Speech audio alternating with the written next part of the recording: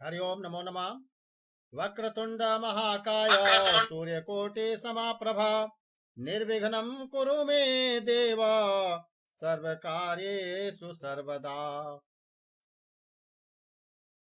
या कुन्देन्दु तुषारहार धवला या शुभ्रवस्त्रावृता या वीणा वरदण्डमण्डितकरा या श्वेत पद्मासना या ब्रह्माच्युत शङ्कर प्रभृतिभिर्देवैः सदा वन्दिता सा मां पातु सरस्वती भगवती निःशेषजाड्यापहा। शुक्लां ब्रह्मविचारसार परमाम् आद्यां जगद्व्यापिनीं वीणापुस्तकधारिणीम् अभयदाम् जाड्यान्धकारापहाम् हस्ते स्फाटिकमालिकां विदधतीं पद्मासने संस्थितां वन्दे तां परमेश्वरीं भगवतीं बुद्धिप्रदां शारदाम्। अस्तु अन्य जनः अपि सरस्वती वन्दनां करोतु।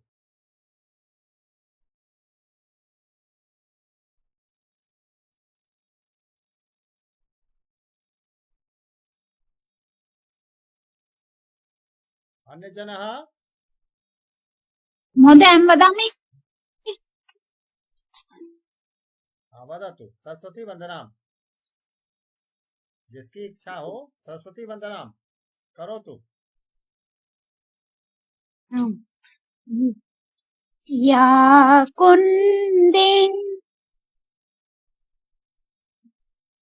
तुषारहार धवला या शुभ्रे वस्त्रावृता या वीणा वरदण्डमण्डितकरा या श्वेत पद्मासना या ब्रह्मा चयुत शङ्कर प्रभृति देवीः सदा वन्दिता सा मां पातु सरस्वती भगवती निःशेषजाड्यापहा। शुक्लां विचारसार परमा माद्यां जगद्व्यापिनीं वीणापुस्तकधारिणीम् अभयदां जाड्ये अन्धकारापहाम् हस्ते स्फटिकमालिकां विदधतीं पद्मासने संस्थितां वन्दे तां परमेश्वरीं भगवती बुद्धिप्रदां शारदाम्। अस्तु महोदय।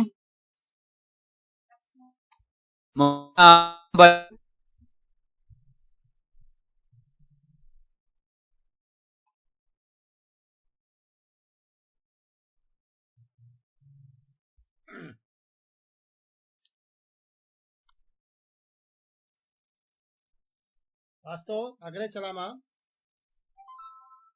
वर्ण परिभाषा। अक्षरं खलु वर्णस्य अपरं नाम उच्यते बुधैः नाक्षरति इति। परब्रह्म अक्षरं धीभिः उच्यते। धीभिः अर्थात विद्वद्भिः कथ्यते। नाक्षरति इति अक्षरम्। अक्षरम् अर्थात परब्रह्म। अक्षरं खलु वर्णस्य द्वितीयं नाम। बुधैः अर्थात विद्वद्भिः उच्यते।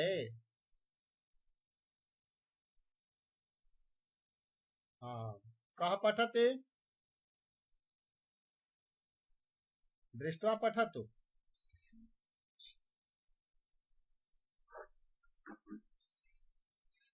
कविता पठतु।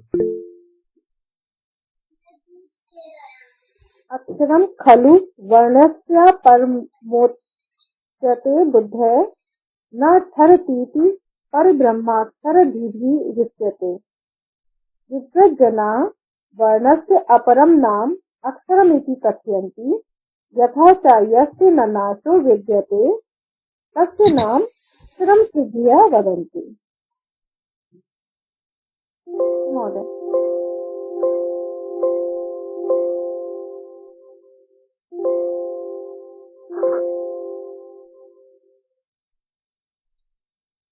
हाँ वदतु। हाँ महोदय।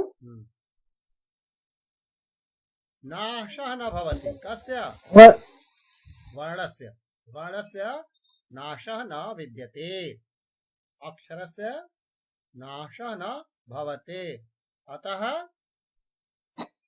नाम एव अस्ति अक्षरम् अक्षरम् अर्थात नक्षरम् नक्षरते।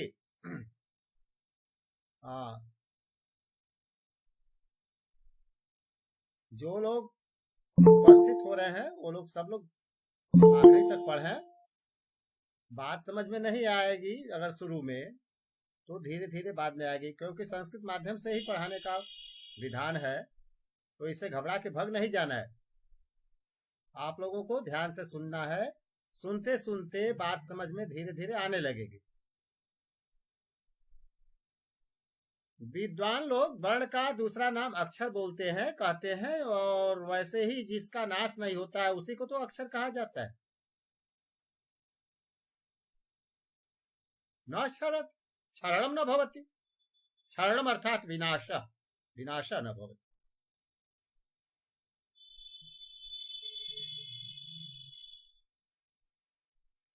संस्कृत वर्णमालायां वर्णाः संस्कृत भाषायां विद्यमानानां वर्णानां संख्या विषये पाणिनीय शिक्षायां दृश्यते। अर्थात पाणिनीय शिक्षा एक पुस्तकम् अस्ति। तस्मिन् पुस्तके किं लिखितम् अस्ति? 63 64 वा वर्णाः शम्भुमते मताः प्राकृते संस्कृते चापि स्वयं प्रोक्ताः स्वयं भुवा। अर्थात 63 अथवा 64 वर्ण होते हैं भगवान शंकर के मत में। मताः मान्याः, वर्णाः मान्याः सन्ति, स्वीकृताः सन्ति 63 अथवा 64। प्राकृते संस्कृते चापि, प्राकृत भाषा पाली प्राकृत भाषा भवति।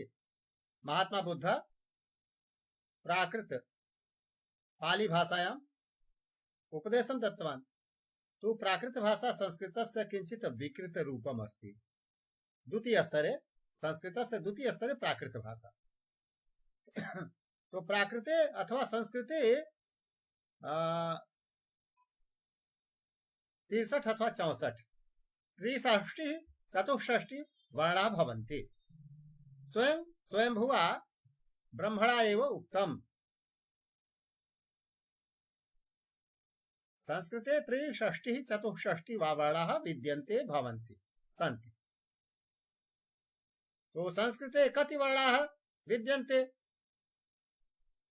पठतु भूमिका।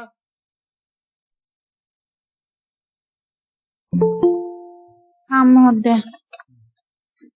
63 64 वा वर्णाः शम्भुमते मताः प्राकृते संस्कृते च अपि स्वयं प्रोक्ताः स्वयं भुवः। संस्कृते 63 64 वा वर्णाः अस्ति। 63 64 वर्ण माने जाते हैं संस्कृत में। स्वराः 21 तत्र 22 आसीत् पूर्वम्। व्यञ्जनानि 63 अयोगवाः 4 यमाः 4। यमवर्णाः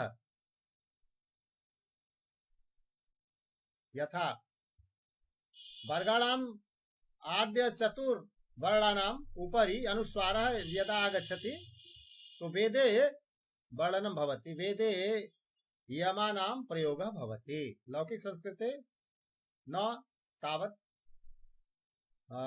संख्यायां दृश्यते, तावत्यां संख्यायां। तो यमाः यथा वैदिक मंत्रं वदामः तो तत्र किं भवति गुङ् घुङ् इत्यादि क ख ग घ ङ। तो चतुर्वर्णानाम् उपरि अनुस्वार यदा गच्छति तो यम यम उच्यते। तो संख्या गणनां करोतु। अष्ट त्रयस्त्रिंशत् तो एक चत्वारिंशत् एक चत्वारिंशत् पुनः एकविंशतिः अर्थात द्विषष्टिः। एक इतोपि स्वराः मया पूर्वम् उक्तं द्वाविंशतिः लृ प्लुत भवति तो द्वाविंशतिः। केचन जनाः स्वीकुर्वन्ति तो द्वाविंशतिः यदा त्रिषष्टिः अभवत्।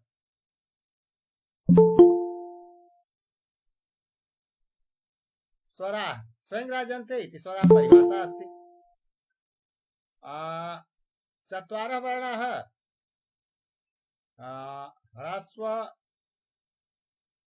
पुनश्च दीर्घ पुनः प्लुत। स्वरवर्णानां मध्ये ऐ ऊरि इति एते चत्वारः वर्णाः तु त्रयं त्रयम् अर्थात चतुर्गुणितं त्रीणि द्वादश। द्वादश संख्या भवति। चतुर्णां स्वराणां द्वादश संख्या भवति। ए ऐ ओ औ इति इमे वर्णाः अथवा एते वर्णाः चत्वारः भवन्ति दीर्घ प्लुत भेदात्। तो चत्वारः चत्वारः अर्थात अष्ट। दीर्घ तु अस्ति एव ह्रस्व न भवति अर्थात अष्ट। अष्टौ तेषां ह्रस्व अभावात् अर्थात अष्टौ अथवा अष्ट गणना भवति। ये ह्रस्व तो गणना एव न भवति। दीर्घ एकारः प्लुत एकारः दीर्घ ऐकारः प्लुत ऐकारः दीर्घ ओकारः प्लुत ओकारः दीर्घ औकारः प्लुत औकारः एवं अष्ट गणना भवति। तो द्वादश अष्ट द्वाविंशतिः अभवत्। लृकारः ह्रस्व भवति अर्थात एकविंशतिः। तो संकलनया स्वरवर्णः एकविंशतिः जाता अर्थात अभवत् एकविंशतिः। पुनश्च केचन लृकारस्य प्लुत स्वरूपम् अपि स्वीकुर्वन्ति तो द्वाविंशतिः भवति। भेदा ह्रस्वस्वराः पंच दीर्घस्वराः अष्ट प्लुतस्वराः गणनां करोतु।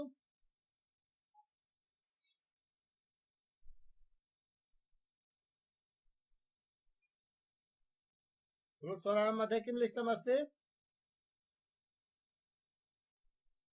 एकं द्वे त्रीणि चत्वारि पञ्च षट् सप्त अष्ट नव दश एकादश द्वादश। द्वादश अत्र लिखितम् अस्ति। प्लुतस्वरा तो सर्वम् आहत्य त्रयोदश अत्र द्वादश पञ्चविंशतिः। अत्र व्यञ्जनानि ककारात् आरभ्य मकार पर्यन्तं स्पर्श नाम पंचविंशतिः वर्णाः सन्ति। स्पर्श वर्ण एते वर्णाः कथ्यन्ते स्पर्श वर्णाः। क आरभ्य म पर्यन्तं कखङ चषय टठर तथतदन पफम म पर्यन्तं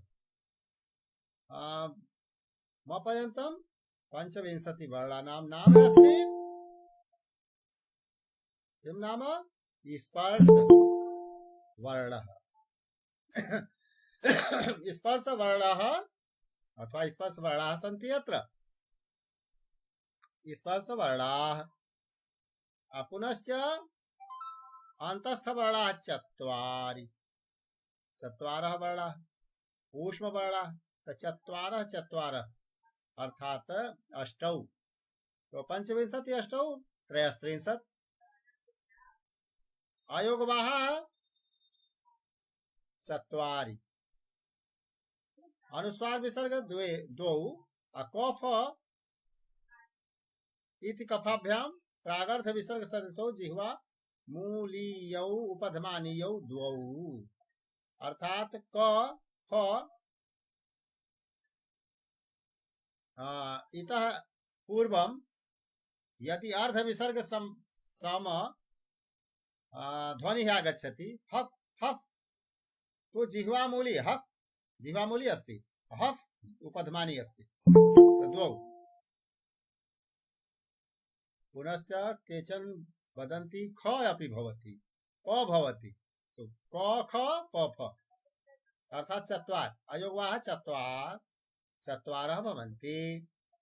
येषां योगः न भवति येषां गणना न भवति वर्णानां संपूर्ण संख्या मध्ये गणना नास्ति परंतु व्यवहारे एतेषां प्रयोगं वयं कुर्मः अतः प्रयोगं वहन्ति अतः एतेषां नाम अस्ति अयोगवाहाः। योगेन विना एव एतेषां कार्यं चलति व्यवहारे आगच्छन्ति अतः अयोगवाः। वर्गेषु आद्यानां अर्थात प्रथमानां पूर्वाणां चतुर्णां वर्णानां संज्ञा भवति यम संज्ञा। यदि अन्ते पंचमः वर्णः आगच्छति तदा यथा ओम गणानां त्वा गणपतिं घुं हवामहे इत्यादि यदि वदामः तर्हि किं भवति कुं खुं गुं घुं एवं वक्तुं शक्नुमः यम वर्ण। तो अत्र पश्यतु अन्ते न अस्ति वदति वर्गेषु आद्यानां चतुर्णां वर्णानां संज्ञा यदि पंचम वर्ण पश्चात् आगच्छति अर्थात न आगच्छति तो तस्य स्थाने अनुस्वारः दृश्यते और एतस्य नाम अस्ति किम यम वर्ण। कुं खुं गुं घुं कु उच्चारणे कवर्गः संपूर्ण पूर्वमासीत् अत्र एवं अस्ति कुं खुं गुं घुं उच्चारणं यम रूपेण भवति। तो यमाः चत्वारः भवन्ति एतेषां प्रयोगः वेदे भवति। माहेश्वर सूत्राणि कः पठति पठतु दृष्ट्वा पठतु।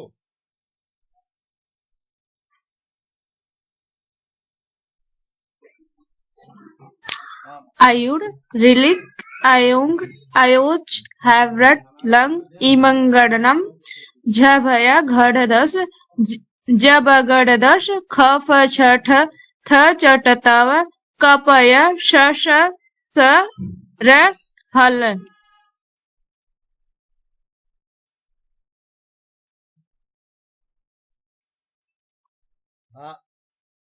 दूसरे लोग तब तक पढ़े।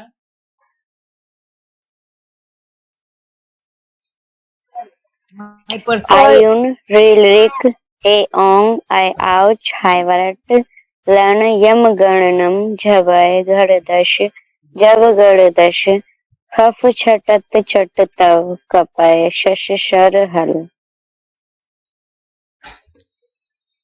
चतुर्दश माहेश्वर सूत्राणि इति माहेश्वर सूत्राणि।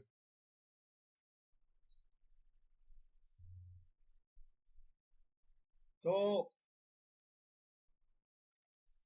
प्रियंका पठति पठतु।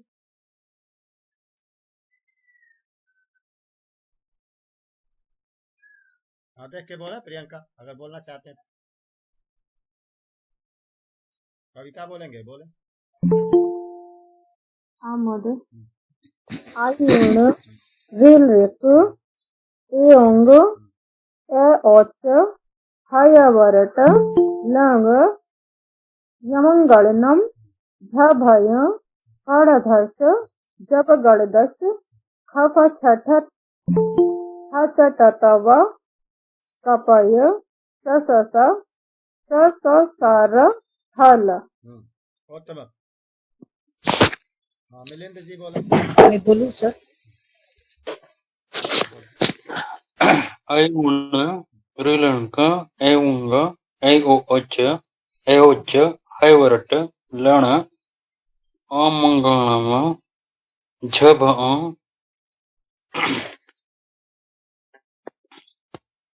घड़ढव जभंगश दड़च कफ छ ठ थ च ट थम कपयम श श सर हल।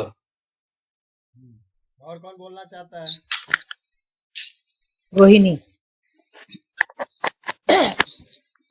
माहेश्वर सूत्रानी अ इ उ न ल रू लू क ए ओ ग ऐ ओ च ह य व र ट लन न मंग न म झ भ न। इसका उच्चार क्या करते हैं सर? त्र के जैसा न, बराबर है? झभाएं घ घढ़धश घ जब अत्र दशमे सूत्रे पठतु हाँ। बकारः अस्ति अच्छा। व नास्ति। वकील साहब व नास्ति अत्र ब लेखने अशुद्धि अस्ति तो ध्यानं देयम्। ज ब ग ड दश जब गडदस अर्थात ज व ग ड दश। अच्छा छ ज प फ ब तृतीय वर्ण क ख ग तृतीय वर्ण ट ठ ड तृतीय वर्ण त थ द तृतीय वर्ण अर्थात पंचवर्गाः भवन्ति। क वर्गः च वर्गः ट वर्गः त वर्गः प वर्गः सर्ववर्गाणां तृतीय वर्णाः अत्र एकत्रिताः सन्ति। एकत्र तृतीय वर्णाः अर्थात पंचवर्णाः सन्ति। दशमे सूत्रे केवल पंचवर्णाः सन्ति। पंचवर्णाः तृतीय स्थानीयाः सन्ति। वर्गे तृतीय स्थानीयाः सन्ति। तो ज अस्ति ब अस्ति ग ड द श तो अंतिक कर्तनम भवति कट जाता है। लोपः भवति तस्य लोपः क्योंकि हल अंत्यम सूत्र क्या कहता है? अंत्यम हल इत स्यात्। माहेश्वर सूत्र में या किसी भी उपदेश में आए हुए अंतिम अक्षर जो व्यंजन है जो हल है उन व्यंजनों को इत संज्ञा मान करके उनका लोप कर देते हैं, उनको गायब कर देते हैं। कोई नियम बनाते हैं तो तस्य लोपः से जैसे अभी समझ में आया। और एक प्रत्याहार का निर्माण हुआ। प्रत्याहार का निर्माण कैसे करेंगे? आदि रंत्येन आदि ही अंत्येन सहेता। तो आदि से प्रारंभ करें, पहला अक्षर अ है या कहीं से जहां से शुरू करेंगे और जाएंगे इत संज्ञक जो अंत में है सूत्रों में 14 सूत्रों में उसके अंत तक कोई भी चुन सकते हैं। तो अ से क को चुने तो अक हो जाएगा, अ से ड़ चुने अड़ हो गया, ई से चुने क तक तो इक हो गया। तो बस अंतिम जो है अंतिम इत संज्ञक आदि ही अंत्येन सह ईता सह यानी इत संज्ञक के साथ जोड़ते हैं तो प्रत्याहार का निर्माण। प्रत्याहार जैसे केमिस्ट्री के सूत्र होते हैं उसी तरह से बहुत लाभदायक है व्याकरण के लिए। पाणिनीय व्याकरण में इनका ये क्या है? ये शिलान्यास है, व्याकरण का शिलान्यास इसी से हुआ है। यानी 14 जो है सूत्र है ये 14 आपके पूरे व्याकरण शास्त्र के आधार स्तंभ हैं। इससे 14 से 42 प्रत्याहार का निर्माण होता है। और जिसमें 42 में जैसे एक उदाहरण में अ से शुरू करके ड़ तक जाइए तो कहना पड़ेगा अड़। अ से शुरू करें क तक जाएं अक। अ से शुरू करें न तक जाएं अंग। अ से च, अच, अ से च बोलते ही है। अजंत, अजंत पद है, अजंत शब्द है। यथा राम है तो अजंत पुल्लिंग शब्द है।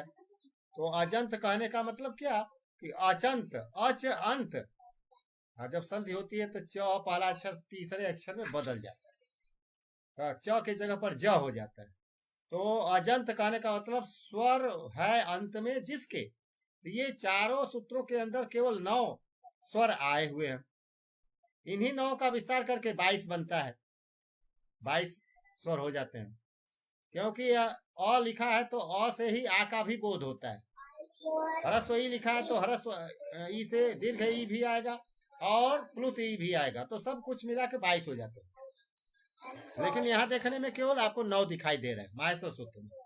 तो 9 जो स्वर हैं इन्हीं का नाम अ से शुरू करके चौथे के अंत तक च दिखाई दे रहा है, तो अच कहलाया। अच कहने का मतलब हुआ कि अच एक प्रत्याहार का नाम है, और प्रत्याहार यानी हरण करना, अ से लेकर के च तक के अंदर के सभी वर्णों का हरण कर लेना। अच्छा अच कहने का जब विस्तार होगा, व्याख्या की जाएगी, तो उसमें अर्थ निकलेगा कि अ ई उ री लरी ए ओ ऐ औ, ये कुल मिलाकर के 9 अक्षर आ जाएंगे। 9 अक्षरों का बोध होगा, तो अच बराबर 9 अक्षर। अच्छा, अच अभी बराबर समझ में आया सभी सब स्वर। थोड़ा। तो ये प्रत्याहार का लाभ मिला कि सबको 9 की गिनती न करके पाणिनि महोदय ने अ से शुरू किया, च तक बोल दिया। समझने वाले समझ गए कि ये तो 9 अक्षर की बात कर रहे हैं। और हल कह दिया तो 33 जो व्यंजन आप पढ़ते हैं, ह पांचवा से चले हयवरट, ह से प्रारंभ करें और 14वें के ल तक जाएं, तो हल हल हो गया। यह भी एक प्रत्याहार निर्मित हुआ। 42 प्रत्याहारों के अंदर ये भी हो गया। तो एक तो अच हुआ जो संपूर्ण स्वरों को बता रहा है, और एक 5वें से शुरू करके 14वें तक गया। तो इसके अंदर जो आएगा वो सब का सब व्यंजन होगा। हयवरट लड़ यमंगणनम, यमंगणनम में पांचवा वर्ण लिया गया। झभय घटदस, ये 8वां 9वां सूत्र मिलाकर के केवल चौथा वर्ण लिया गया है। 10वां में केवल तीसरा वर्ण लिया गया है, तीसरे वर्गों का तीसरा वर्ण। और 11वां में देखें ख फ छ ठ थ, यहाँ तक तो द्वितीय वर्ण है, और च ट त क प इत्यादि, ये सब 11-12 मिला के द्वितीय वर्ण और प्रथम वर्ण की गिनती हो गई। फिर श श श और हल, तो ये जो अंत में ऊष्म वर्ण की बात आई है, श श श और ह, तो 13वां 14वां सूत्र से ये सभी ऊष्माणः, चत्वारः ऊष्माणः आ गए। और 5वें में यवर ल, 6वें में यवर अल अंतस्थ वर्णा है अपि अत्रैव सन्ति। तो इस प्रकार हमने क्या देखा कि सभी व्यंजनों का नाम हल है। ये 2 अक्षर से उन्होंने समस्त 33 व्यंजनों का उल्लेख कर डाला। तो ये कला है संक्षिप्तीकरण की कला, जिसका नाम है प्रत्याहार। माहेश्वर सूत्रों पर प्रत्याहार निर्मित होते हैं। हाँ राहुल तिवारी, हाँ बोलेंगे, बोलिए। आचार्य जी, ये हा जो वर्ण है इसका तो इसमें रिपीटिशन हुआ है, पुनरावृत्ति हुई है हा की। 5वें में भी हा है और 14वें में भी हा है।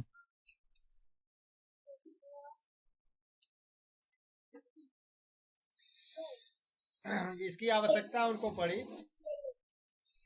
कि कुछ प्रसंग ऐसे अष्टाध्यायी में आए कि उसमें उनको लेना जरूरी था। और ये उसके उदाहरण हैं कुछ, खोजेंगे बताएंगे, इस समय नहीं याद पड़ रहा, लेकिन है। और किसी को याद है?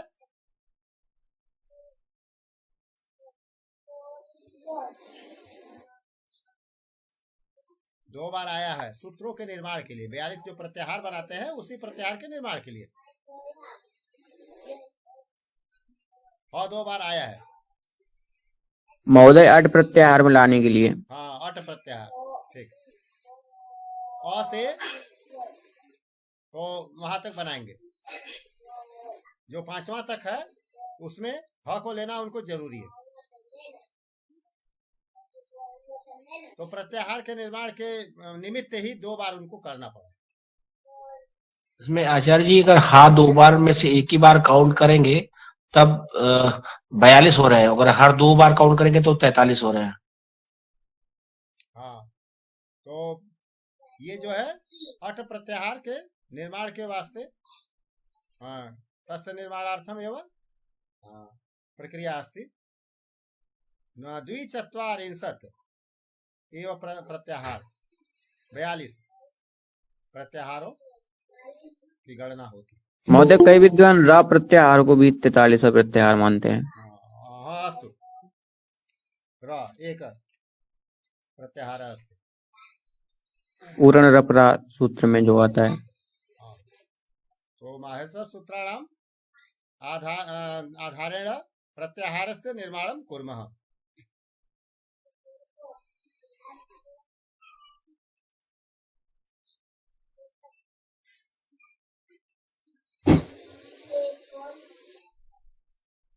बंध धातु लट लकार ये आत्मनेपदी रूपम अस्ति। वंदते वंदेते वंदन्ते, का पठते? अहं पठामि महोदय। हाँ, वदतु। वंदते वंदेते वंदन्ते वंदसे वंदेथे वंदद्वे वंदे वंदावहे वंदामहे। भक्तः वंदते, भक्तौ वंदेते, भक्ताः वंदन्ते।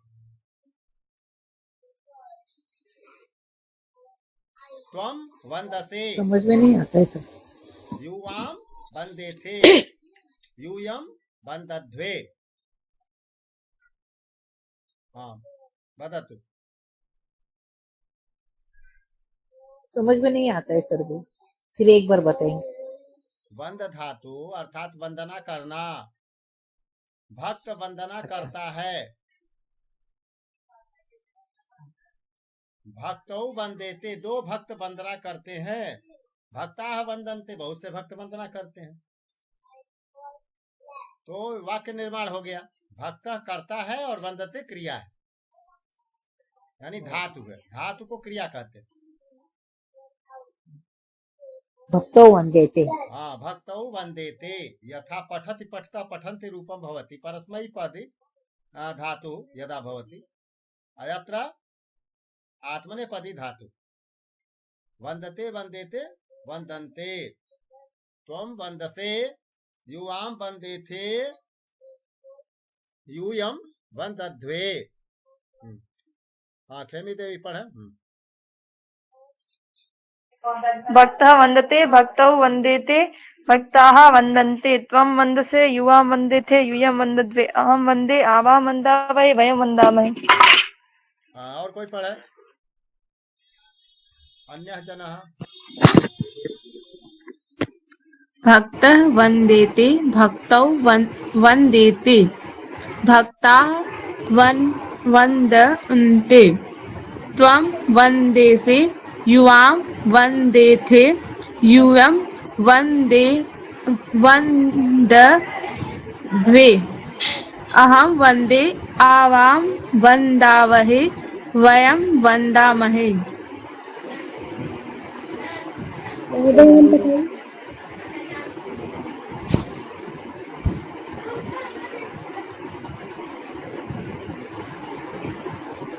ये पीडीएफ ग्रुप पे रहेगा सर जी?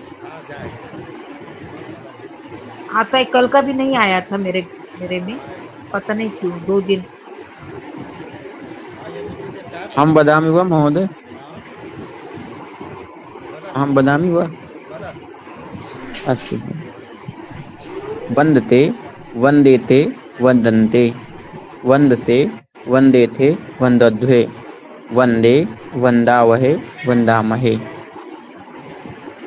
केवलम धातु रूप पाठ। महोदय किमां वदामि हाँ बताओ। भक्तौ वन्दति भक्तौ वन्देति भक्ताः वन्दन्ति तं वन्दे युवां वन्देथे यूयं वन्दद्वे अहं वन्दे आवां वन्दावहे वयं वन्दामहे उत्तमं। सुंदर श्याम जी वदतु। सुंदर श्यामः वन्दते। आं महोदय। भक्तः वन्दते भक्तौ वन्देते पीछे भक्ताः पीछे वन्दन्ते श्री कृष्णम करते हैं। श्री त्वं कृष्णम वन्दसे भक्तः श्री कृष्णम वन्दते।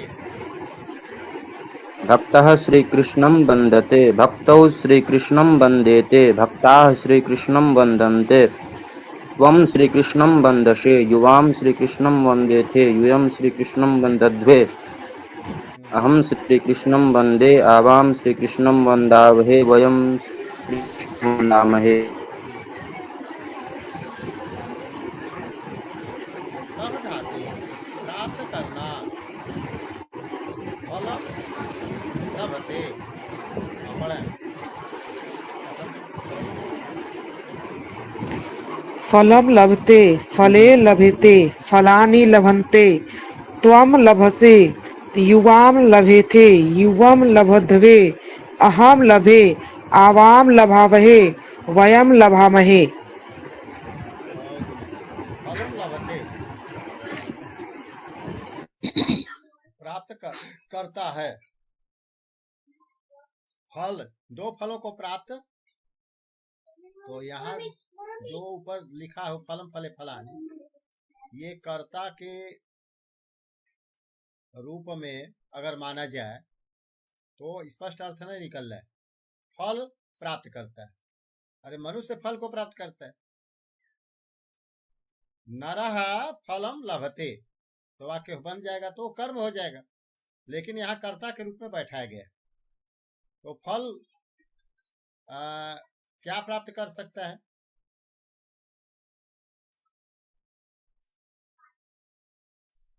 ये लिखने में ये है कि या तो कर्म के रूप में माना जाए तो एक अलग से कर्ता जोड़ना पड़ेगा।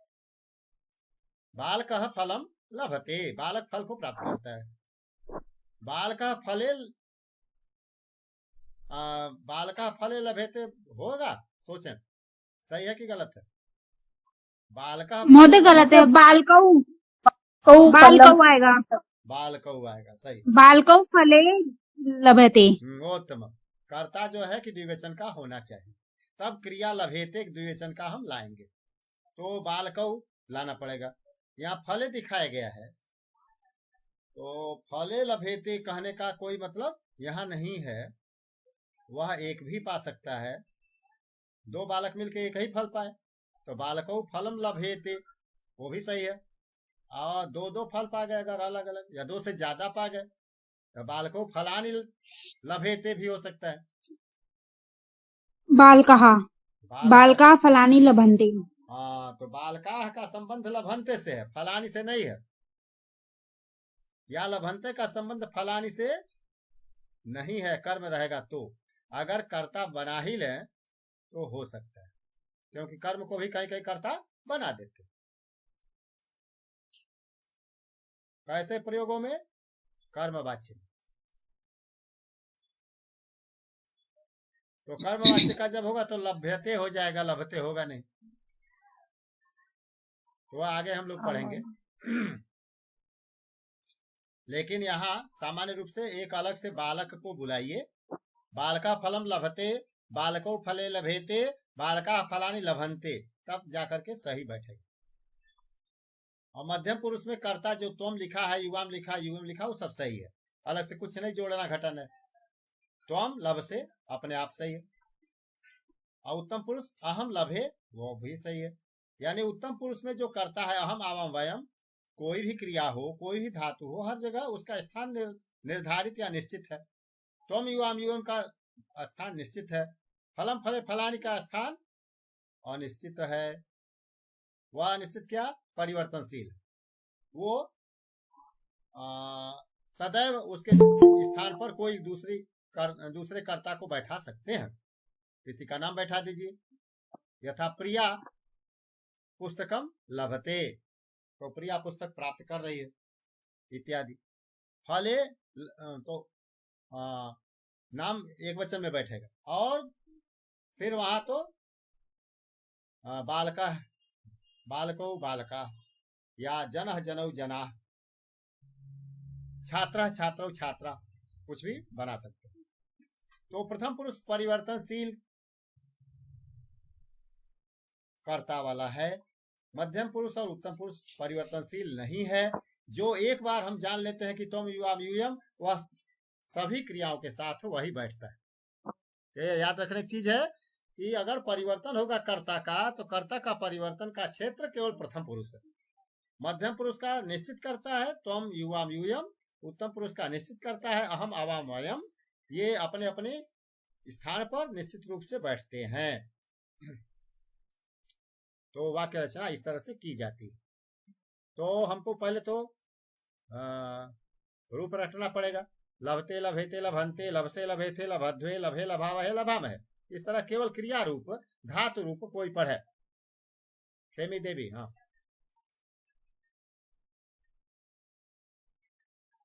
फलम लभेते फले लभेते फलानि लभन्ते, तम लभसे युवाम लभेते। केवल क्रियापद बोले, लभते लभेते लभंते, लभते लभेते लभन्ते, लभसे लभेथे लभद्वे, लभे लभावहे लभामहे। तो जब यह याद रहेगा तो उसके पहले कर्ता हम जोड़ लेंगे कि मध्यम पुरुष में त्वम बैठा देना है युवाम और यूयम, उत्तम पुरुष में हम आम बनाना है। प्रथम पुरुष में तो कुछ भी बदल सकते हैं। अनंत कर्ता वाला प्रथम पुरुष होता है, उसकी गणना नहीं कर सकते हैं। चाहे राम को बैठा है, चाहे श्याम को बैठा है, सीता बैठा है, राधा बैठा है, कुछ भी उसमें कर सकते हैं। और जातिवाचक संज्ञा शब्दों को भी रख सकते हैं। तो अनगिनत चीजें हैं दुनिया में। संसार की समस्त अहम और त्वम को छोड़ करके प्रथम पुरुष में दुनिया की सभी चीजें आती हैं, यानी अनंत विस्तार है प्रथम पुरुष का। आगे चलें। सेव धातु, सेवते सेवेते सेवंते रूप चलेगा। हाँ पढ़े, कोई पढ़े। सेवते, दीपाली बोलेंगे। हाँ दीपाली बोले। गुरुजी कर्ता के साथ बोलना है। हाँ सब जो लिखा, सेवका ऊपर से उठाइए, सेवते नीचे से, यानी कर्ता क्रिया दोनों हो। जी, सेवकः सेवते, सेवकौ सेवेते, सेवकाः सेवन्ते, त्वं सेवसे युवां सेवेथे, यूयं सेवध्वे, अहं सेवे आवां सेवावहे, वयं सेवामहे। धन्यवाद गुरुजी। रोहिणी, मैं पढ़ू सब। हाँ रोहिणी बोलो। सेवक सेवते, सेवको सेवेते, सेवकाः सेवन्ते। उसको समझ के पढ़ना। से सौ पर एक की मात्रा छूट गई है। सेवेन्ते,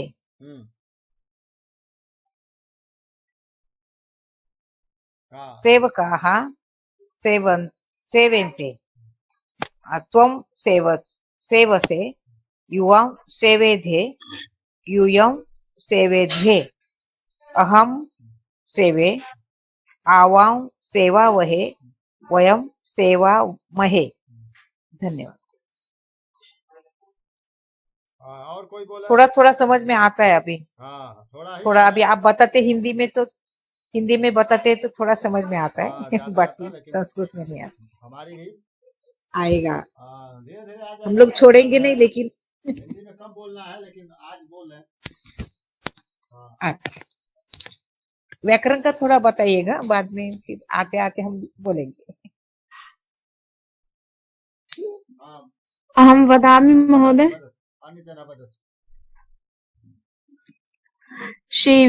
सेवकः सेवेते, सेवकौ सेवेते, सेवाका सेवन्ते, त्वं सेवते युवां सेवेथे, यूयं सेव द्वे अहम सेवे आवाम सेवामहे वयम सेवामहे। वयम सेवामहे अर्थात हम लोग सेवा करते हैं। टेलीफोन विभाग लिखता है कि अहर्निशम सेवामहे। वयम शब्द नहीं लिखते हैं कर्ता को, लेकिन बाकी चीजें रहती हैं, यानी कि हम लोग तो रातों दिन सेवा करते हैं।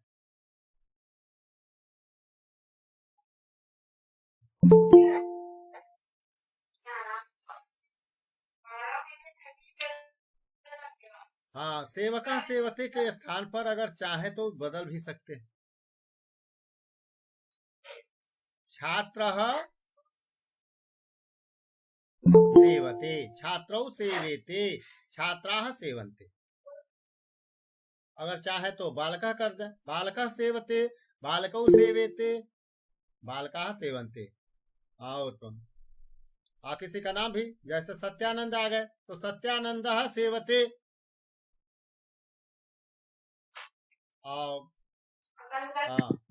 तत्र पुरुष वर्ग संख्या न्यून। हाँ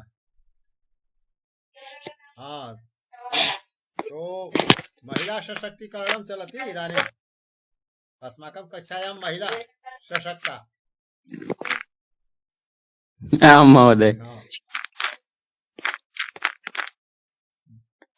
पुरुषाः अपि आगच्छेयुः। स्वयं विचिन्त्य यत्र संख्या वर्धिता भवेत्, चतुर्थांशः आगच्छन्ति केवलम्, न्यूनातिन्यून अर्धं तु भवेत् एव।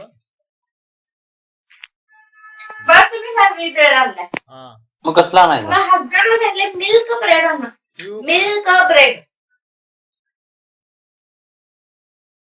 हाँ, मिलिंद जी बोले। हाँ, सेवका सेवते।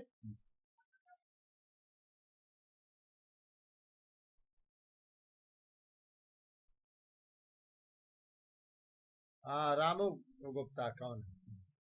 हाँ बोला, हेमी देवी। हाँ, सेवते सेविते सेवन्ते सेवसे सेवेथे सेवद्वे सेवे सेवावहे सेवामहे। उत्तम। अगले चलामा खिद धातु दुखी होना। यहाँ लिखने में थोड़ी सी गलती है, इसको समझ करके रखें। भागिनी है, ग पर छोटी की मात्रा है, तो भागिनी खिद्यते, भगिन्यौ खिद्येते, भगिन्यः खिद्यन्ते। यानी बहन दुखी होती है, बहुत सी बहनें दुखी होती हैं। तुम खिद्य से तुम दुखी होते हो, अहम खिद्य मैं दुखी होता हूँ। अथवा नकारात्मक भी न जोड़ दे। भगिनी न खिद्यते, अहम न खिद्ये, तुम न खिद्यसे, वयम न खिद्यामहे।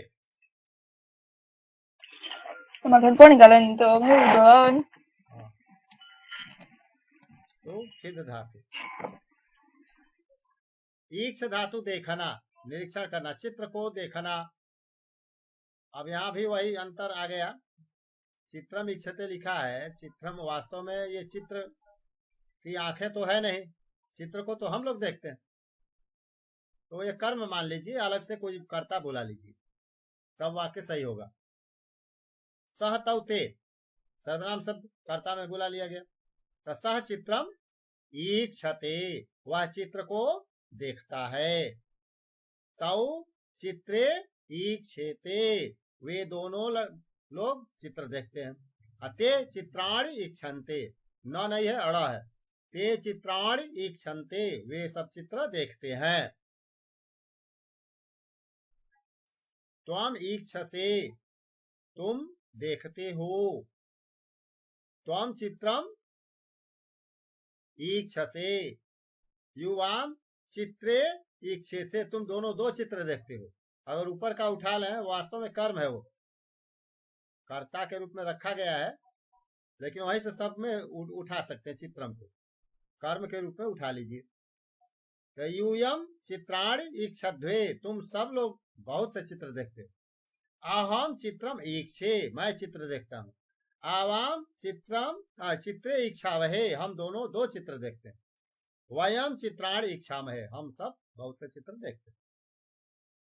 हाँ रामू गुप्ता पढ़े। चित्रम इच्छते,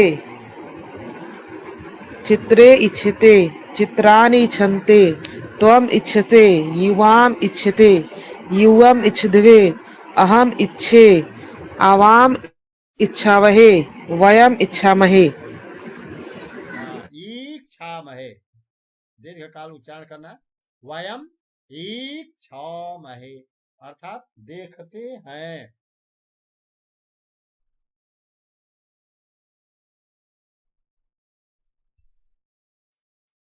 वृद्ध धातु बढ़ना, पढ़े कौन पढ़ेंगे?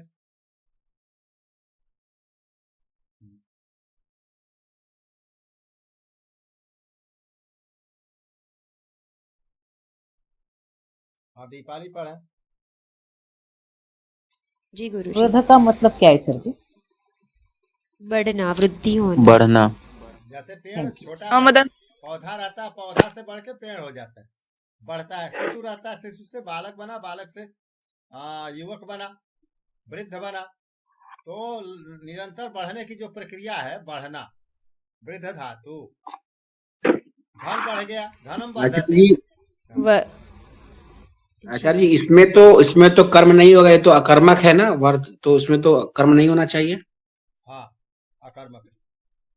तो अब यहाँ जो है कि बालह, बालम तो नहीं लिखा है, वहां तो ऐसे उदाहरण दिए थे, चित्रम, फलम, प्रथमा द्वितीय का अंतर मालूम नहीं हो रहा था। यहाँ स्पष्ट है कि बालह क्या है, कर्ता है। वहां फलम को कर्ता के रूप में रखा जा सकता है, परंतु भ्रम पैदा करता है, इसलिए ऐसे उदाहरण चुने जाएं जिसमें भ्रम न हो। यहाँ भ्रम नहीं है।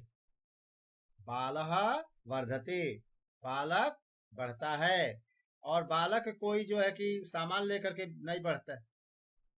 बालक के बढ़ने का जो क्रिया का फल है उस कर्ता पर स्वयं पड़ता है।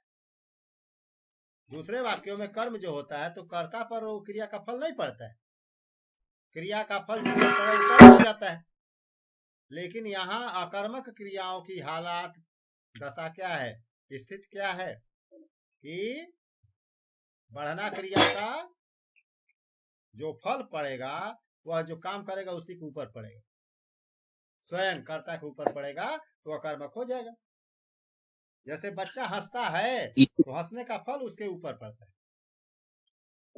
इसमें आचार्य जी हम लोग बोल सकते हैं ना, फलम वर्धते, फले वर्धेते, फलानि वर्धन्ते। हाँ हो सकता है, क्योंकि वो कर्ता के रूप में हो सकते हैं। कर्ता के रूप में वहां फलम के बाद क्या था, वो लभते था कि फल प्राप्त करता है। तो लभते नहीं बैठ पा रहा था सही, फल क्या पाएगा? या तो कोई उसमें हम कर्म चुने।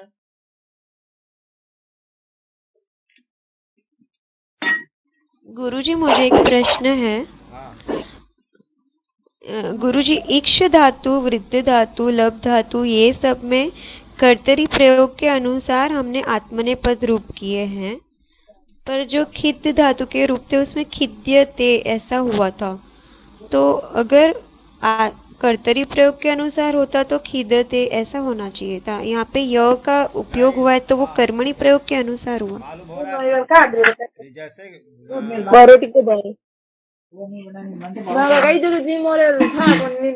कुछ जगहों पर वह दोनों एक समान हो जाता है, यह उसमें भी है।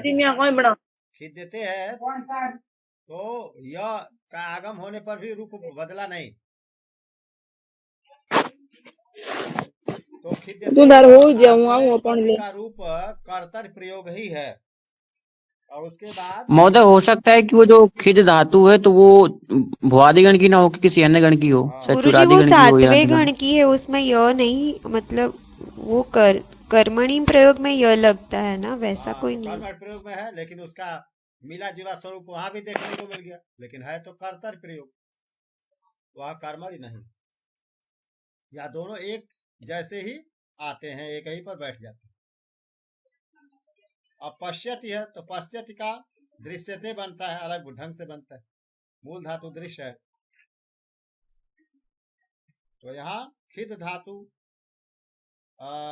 खिदते रूप नहीं बना, खिद्यते ही बना। तो कर्तव्य प्रयोग वहां जैसे है वैसा ही है। बालक बढ़ता है, बालः खिद्यते, बालक दुखी होता है, बालः वर्धते, बालक बढ़ता है। तो दोनों अलग अलग ढंग से अपने आप सही। जी बालः गुरुजी यहाँ पे वृक्ष भी तो आ सकता है ना शब्द कि वृक्ष वर्धते। वृक्ष वर्धते, हाँ वृक्ष बढ़ता है जी। बालः वर्धते, बालो वर्धते, बालाः वर्धन्ते, त्वं वर्धसे, युवां वर्धेथे, यूयं वर्धध्वे, अहं वर्धे, आवां वर्धावहे, वयं वर्धामहे। उत्तम। सह धातु सहना, सहन करना, भार को सहता है, कष्ट को सहता है। श्रमिक मजदूर कष्ट को सहता है, तो श्रमिका कष्टम सहते। बीच में हमने कर्म बुला लिया।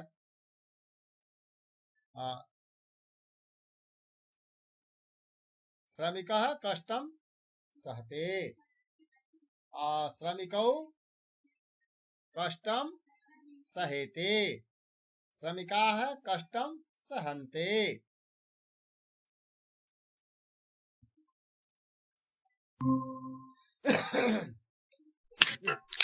नमो नमः महोदय। नमो नमः महोदय, नमो नमः। हाँ नमो नमः, नमो नमः।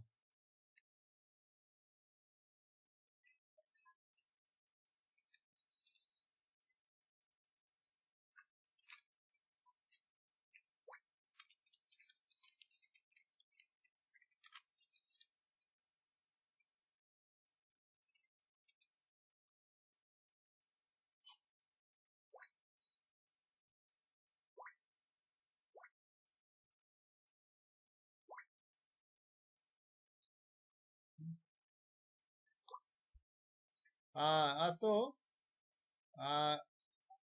अष्टवादनीया कक्षा चलिष्यति इदानीं। तो लिंक ग्रुप मध्ये अस्ति। अष्टवादनीयायाः कक्षायाः अपि लिंक मया प्रेषितम् अस्ति। तो येषाम् इच्छा भवति, येषां पार्श्वे समयः भवति, ते द्वितीयवारमपि पठितुं शक्नुवन्ति। अस्तु इदानीं शान्तिमन्त्रं वदामः। सर्वे भवन्तु सुखिनः, सर्वे सन्तु निरामयाः, सर्वे भद्राणि पश्यन्तु, मा कश्चित् दुःखमाप्नुयात्। ओम शान्ति शान्ति शान्तिः।